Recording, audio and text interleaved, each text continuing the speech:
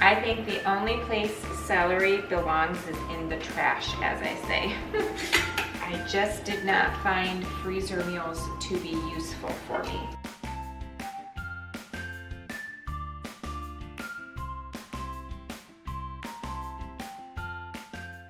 This is an example of a beef stew that I canned 3 years ago.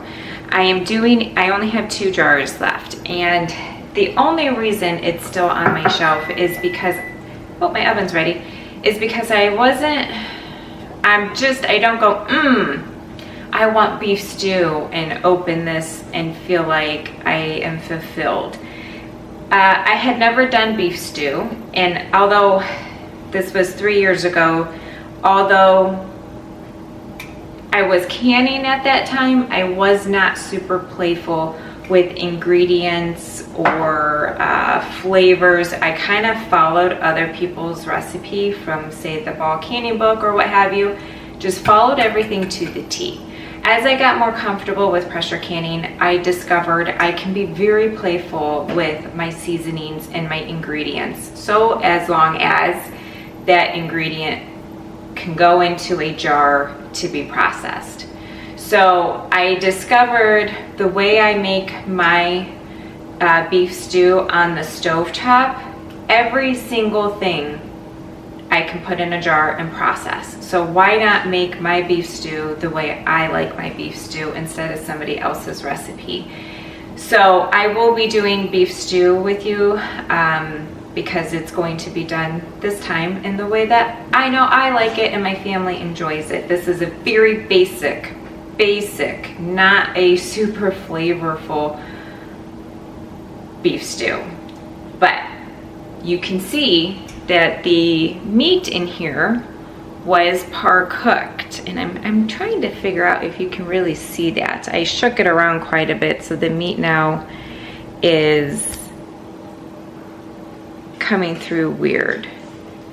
But imagine if I didn't, all that meat in there would be just one big clump and one big blob. So I know there's been other videos where I've discussed with you on par cooking your meat versus raw packing. So all of what I plan to do today and in through tomorrow require that I par cook my meat.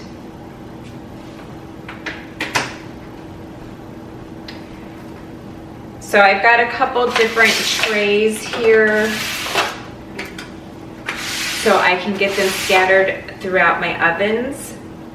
So they are mostly frozen still. I mean, they're like, some of them are just slightly thawing. So doesn't matter one little bit, because as they cook in the oven, I'll go through and break them up, of course, but just got to get them opened up into the pan.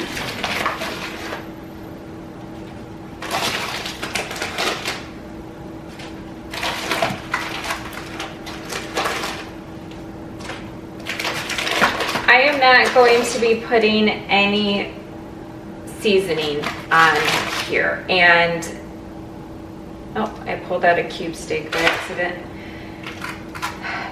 I know I'm usually an advocate to flavor every single step. Build your flavors, you know, during the process. I'm doing so many different, and then I guess they're really not all that different from one another. They are, some of these recipes are quite similar, but different enough that I don't want to season it with anything that I may not want in certain dishes. Plus,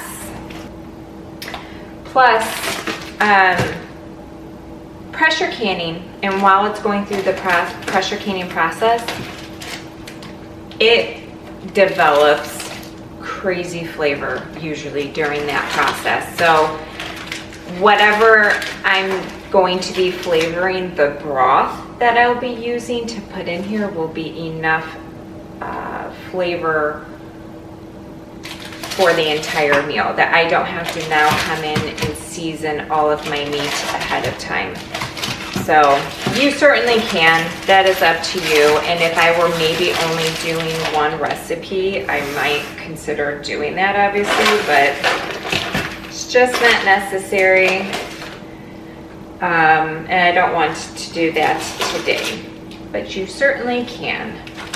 All right, so all of the meat has come out of the oven. Some of them got a little more cooked than I'd like them to, but we were busy in the garden trying to pull up potatoes, and it just was a little bit more time intensive than I have time for. So we're gonna wait until later September, towards the end probably, when we're going to be working on cleaning up the whole garden anyway. We will pull potatoes at that point. So my husband's running to the store to get potatoes for me. So in the meantime, we are going to get going on the first 2 canning projects.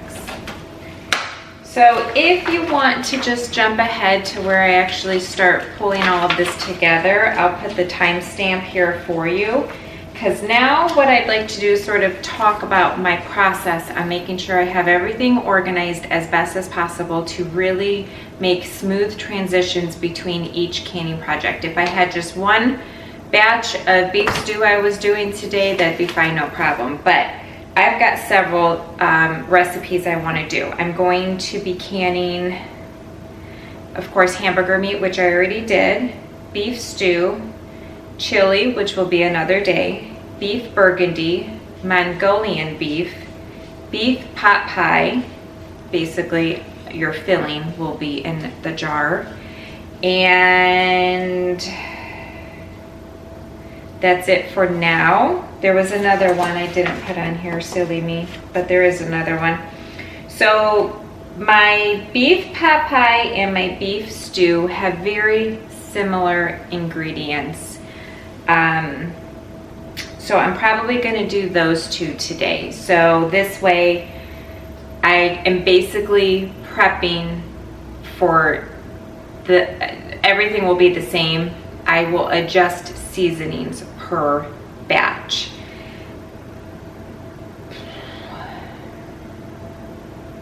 So my husband's gonna go get the potatoes. I have carrots, I have onions that I need to get going. And then my beef pot pie also has me adding peas to it. I started to peel potatoes and I thought, nope, let's get the broth going so that can warm through, get nice and hot, while then I'm working on everything else. So I've got 2 different pots here. Gonna kind of start everything off the same.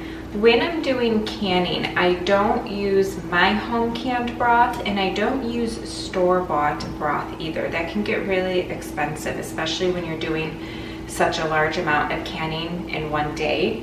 Even spread out through time, it's gonna cost a little bit more. So I just use beef base or chicken base if I need a substantial amount anyhow of broth. That's what I do.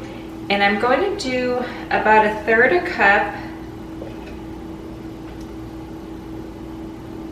Yeah, 1/3 cup or so, and I'll taste test it. There's other stuff going in here, other beef enhancers even, so we'll get that in there.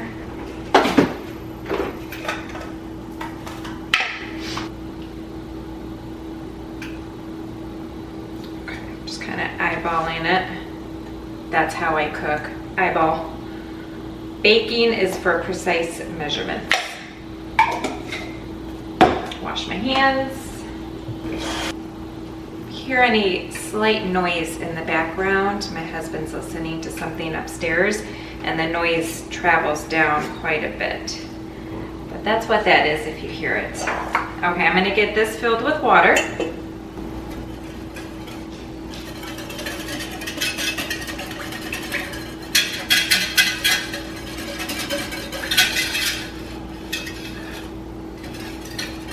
Break up that beef base just a little.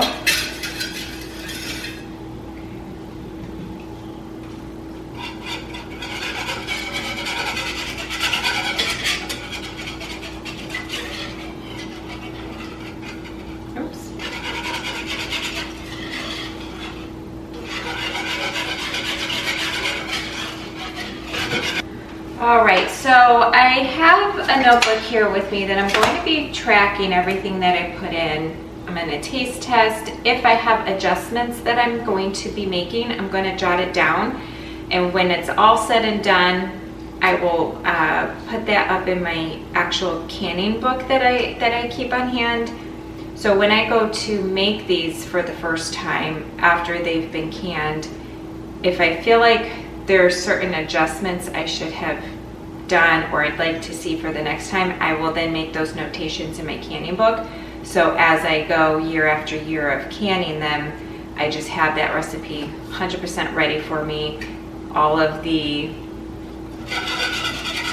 adjustments, you know, have been figured out. I have, like I said, I have done the beef stew, but I'm changing that up this year. I've never canned the beef pot pie filling before, so this is a new recipe for me. Okay, so ideally I would have the same size pots, but I don't. So I'm thinking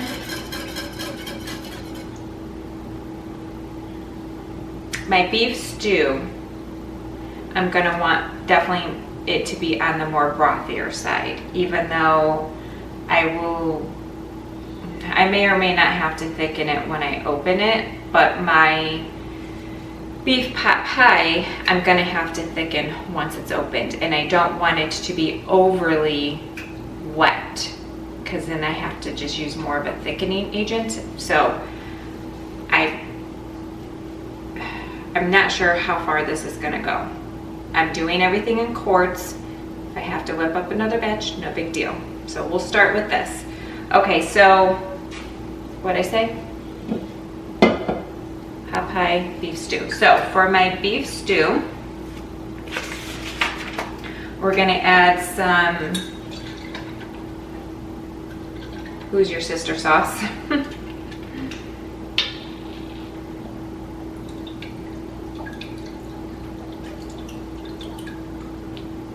I don't know, 2-3 tablespoons. A little bit of beef bouillon.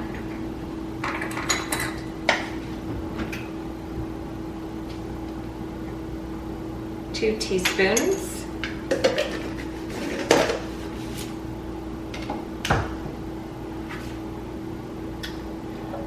Rosemary. So when canning, I generally always use dried ingredients. If I were to be making this for that day, fresh ingredients are really nice, but just not necessary for the canning process. So just use your dried. I have thyme and stuff out in my garden, but I won't be using the fresh here today. So rosemary.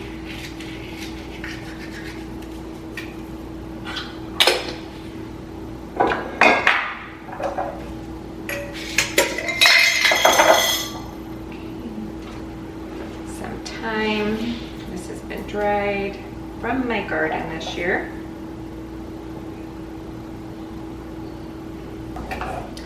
I basically add garlic salt and onion salt to everything. So I'm gonna add a little bit of each to this. I will be adding fresh garlic minced into every jar as well, so I don't need to be too heavy on the garlic powder. Onion powder. Okay, and some red wine. And red wine I did not add last time, and it just provides a beautiful depth of flavor. What I canned before, I feel like it's just a simple beef broth. So I'm looking for flavor. So let's build on that today.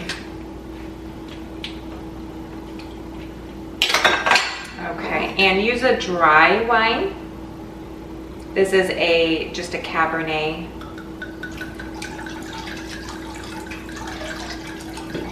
Maybe about a half a cup.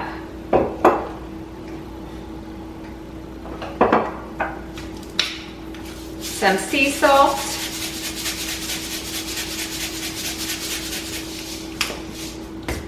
and some tomato paste. I'm just going to add this whole jar because it's awfully thin. So whenever I have to use tomato paste, I just try really hard just to find a recipe so I can use the whole jar. I hate having open containers of tomato paste. Ooh.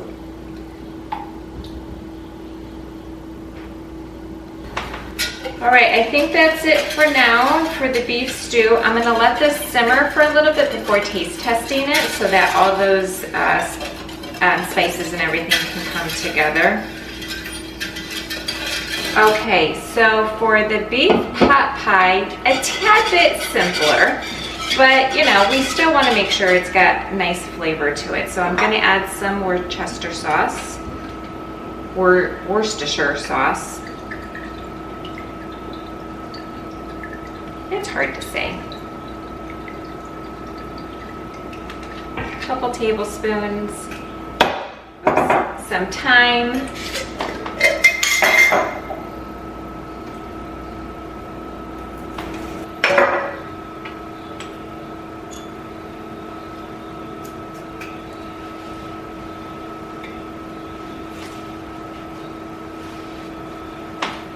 I'm gonna add some bay leaves to the stock, but I will also add it per jar. I just love the flavor that bay gives, so even though it's in the stock, I'll add it to each jar as well.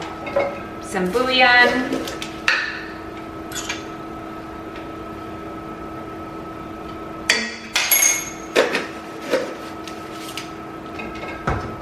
Tomato paste.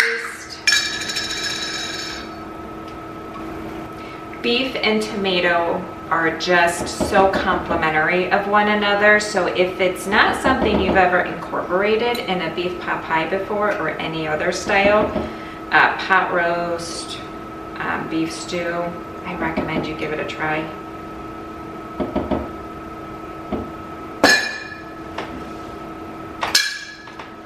Sea salt.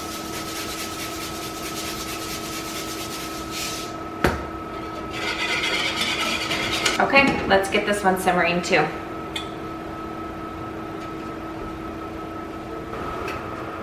Okay, we are finally ready to fill our jars. So I've got carrot, onion, garlic, potatoes. Off in the distance over here, I have freeze-dried leeks that I would like to add to the beef stew. My bay leaves, I have some frozen peas for the chicken pot pie. Nope, beef pot pie. Got my beef. I've got some more beef, just keeping warm in the oven. My broth, I've taste tested it a few times. I did make adjustments to the, which one was it? The beef stew broth. I added, and I thought I brought it over here. Let me go grab it. If you have a Trader Joe's, this Mushroom and Company is fantastic. I did check out the ingredients to make sure that there wasn't any sort of thickener or something that shouldn't be canned. It's just all spices and mushrooms powdered. So definitely can add it in a canning recipe.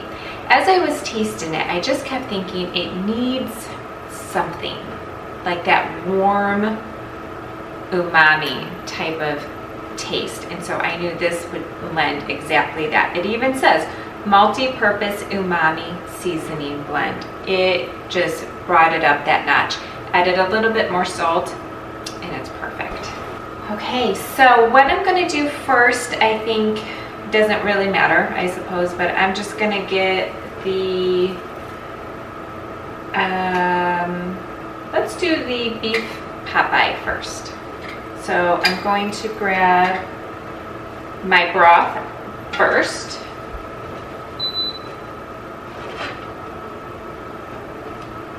This was starting to boil, so it is very hot.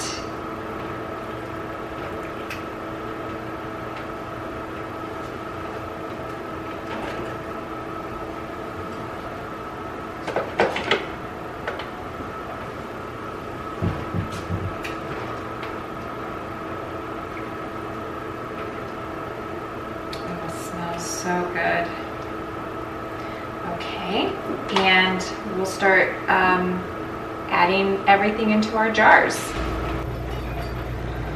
Okay, so however which way you choose to build your jar, you know, you can do it however which way you want, it doesn't matter. I'm gonna start with the meat because I like to kind of base everything off of how much meat I have in my jar. And this is what I say I was doing. Oh, this is the pot pie. Okay, so let's see here. Now, I know because of the way my family is, my husband in particular, when it comes to meat, I'm going to build this, but when I open it, I'm likely going to open another jar of just my beef because he likes things to have a lot of meat in it. But I don't want to can it that way because I may not always want to use it that way. Okay, so now let's do our potatoes. I'm wondering, and my potatoes sitting in cold water, so I don't want to put my hands in it every time. So let's add our potatoes.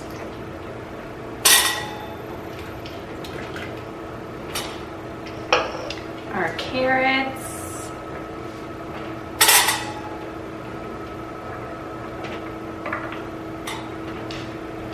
Our onion. Garlic. And the peas.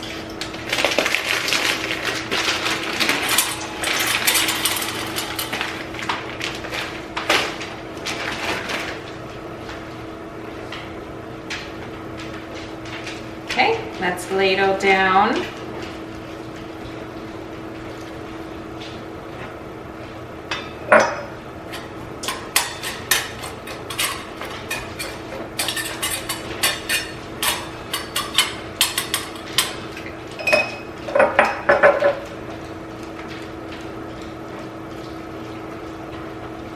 The color of this broth is just beautiful. I wholeheartedly believe that if you have a rich, deep color broth, it's going to have a lot of flavor.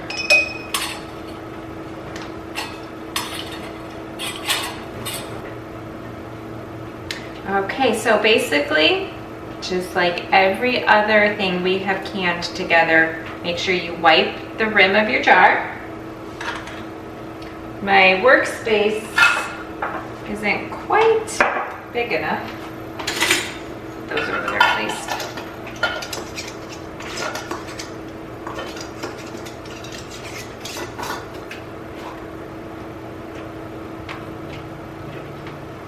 That looks beautiful. So the really lovely thing about canning stuff at home, because you can buy beef stew at the store, but the lovely thing is you get to determine the measurements and how much of what you want per jar. You can make it really heavy on carrots and not so much onion. You don't even need to put onion in it.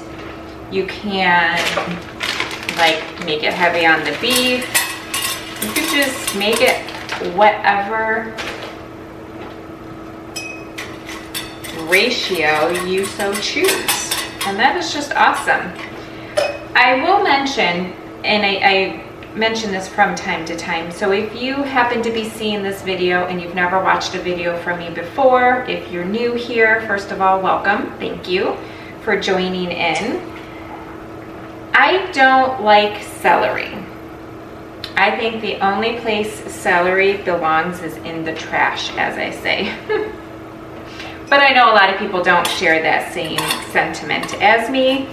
So when I am cooking, and you probably will notice there are times where you're like thinking, oh, usually there's celery in a pot pie or a stew or whatever it is I'm making, you can absolutely feel free to incorporate celery into your recipe. Go right ahead.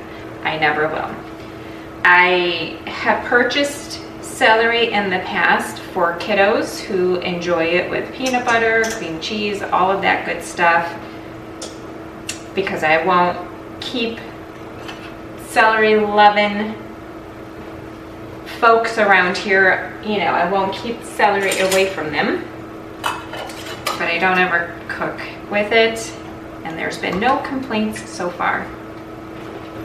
When I open up one of these jars, or two, I might have to open up 2 at a time depending on how many people I'm feeding, I will certainly bring you along this fall and winter to show you how you can utilize it in your kitchen to feed your family, and why you'll want to get it on your shelf too.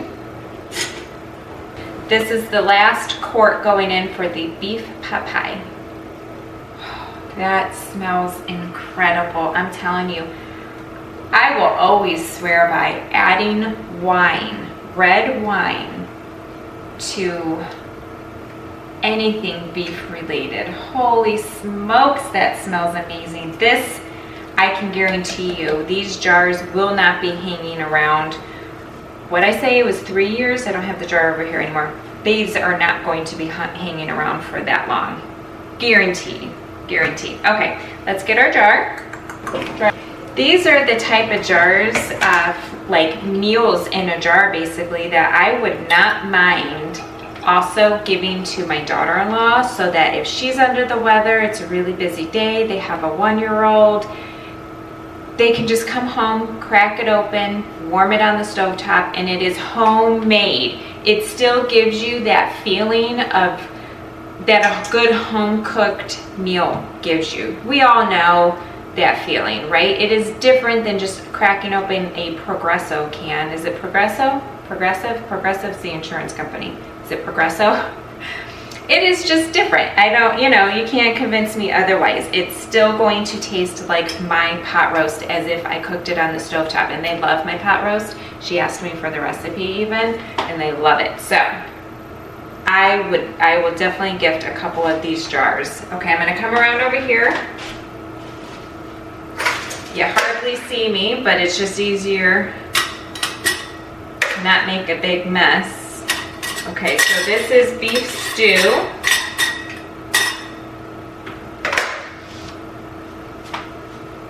It's so hard for me to eyeball the appropriate amount of meat and things. I'm gonna do my best. Potatoes.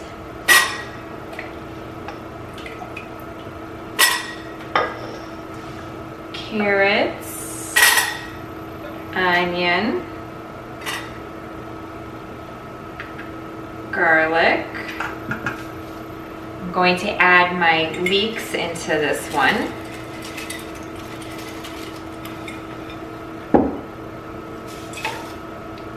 Bay leaf. And broth. With the broth, because there's so many different flavors and things in here, and my dry rosemary and things kind of float to the top, I like to always swirl around and bring up and scoop from the bottom so that I can make sure I'm getting everything that I need.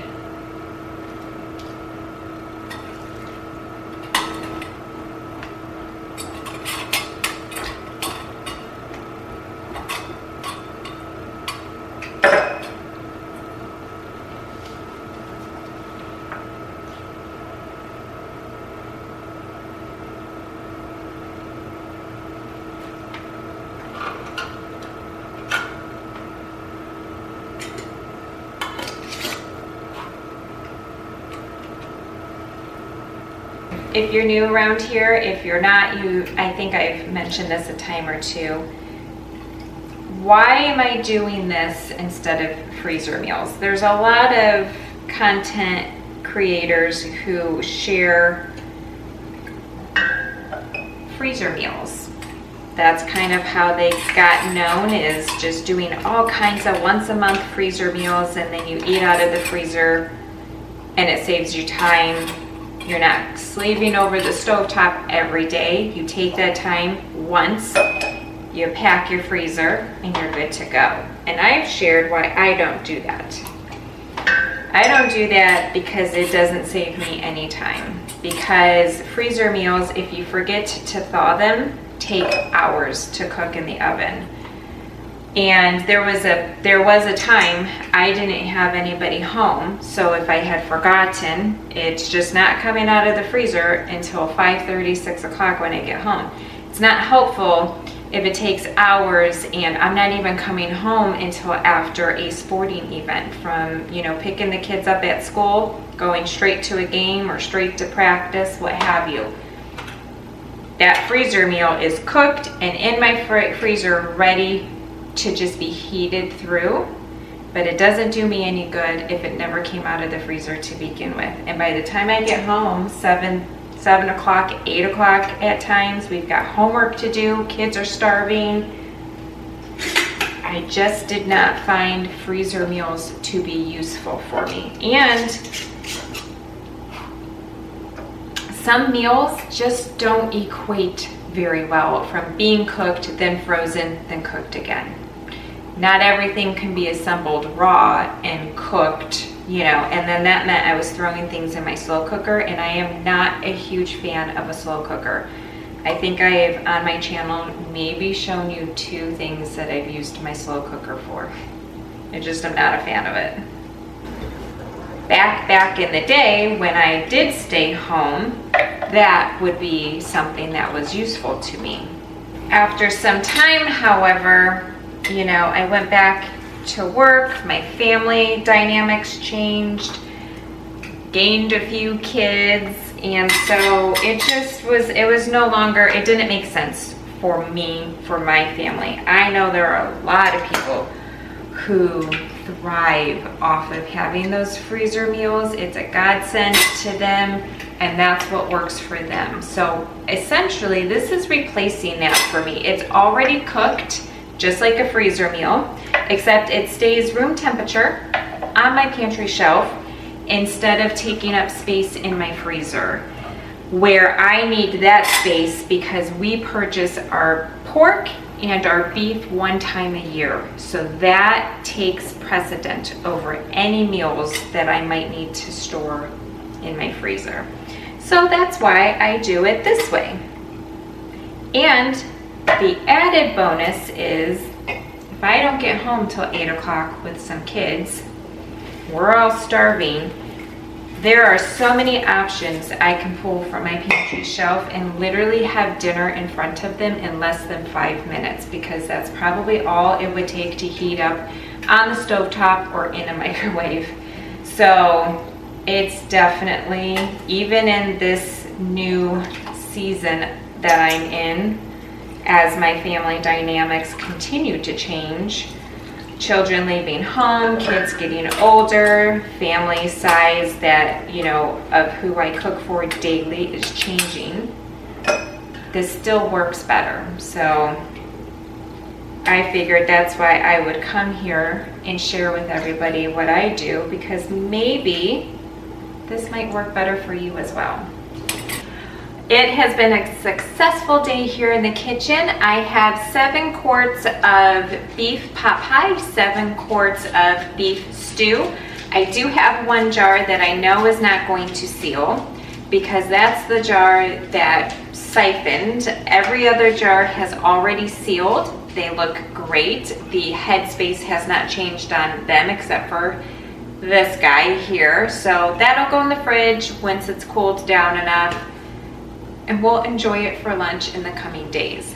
So I thank you so much for tagging along with me with my projects today. I hope you take 1 or both of these recipes and try it for yourself. Even if you don't can it, you can certainly still enjoy that same recipe for dinner for your family, and maybe freeze the leftovers or go ahead and make it intending for it to be a freezer meal. We had that conversation about freezer meals. It may not work here for me and my family, but it might very much work for you. So give it a try. You have nothing to lose. Your family will certainly thank you, because these are absolutely phenomenal. So come back, because I've got more canning, more beef. It's just nothing but holy cow right now. So I can get some of that out of my freezer and onto my pantry shelf. Please like, share, and subscribe to my channel so we can have more fun with each other in the kitchen. I'll see you next time.